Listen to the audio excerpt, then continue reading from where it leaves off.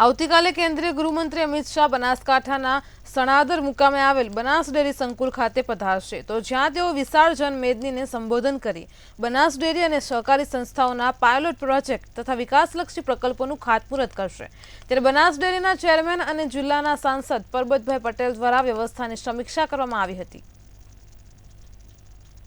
કેન્દ્રીય ગૃહમંત્રી અને સહકાર મંત્રી અમિતભાઈ શાહ જ્યારે દિયોદરના બનાસ ડેરીના સણાદર ખાતે ડેરી અને જે સહકાર વિભાગના જે વિવિધ પ્રકલ્પોનું લોકાર્પણ કરશે, ત્યારે અહીંયા વાત કરવામાં આવે તો બનાસ ડેરીના અત્યારે આવતીકાલે 15મી જાન્યુઆરી દિવસે કેન્દ્રીય ગૃહમંત્રી અમિત શાહ સાહેબ આવવાના છે। ત્યારે એ તમામ પ્રકારના અહીંયા જનમેદનીને સંબોધશે। જે પ્રકારે વાત કરવામાં આવે તો અહીંયા જે પ્રકારે અહીંયા જે સભા સંબોધશે ત્યાં તમામ પ્રકારની તૈયારીઓ થઈ ચૂકી છે।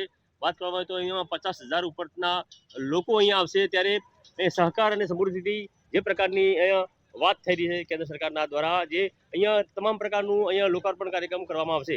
ત્યારે વાત કરવામાં આવે તો દિયોદરના આ સણાદર ડેરી ખાતે કેન્દ્રીય ગૃહ રાજ્યમંત્રી અમિતભાઈ શાહ દ્વારા લોકાર્પણ કરવામાં આવશે। કિશોર નાયક, મંતવ્ય ન્યૂઝ, દિયોદર, બનાસકાંઠા।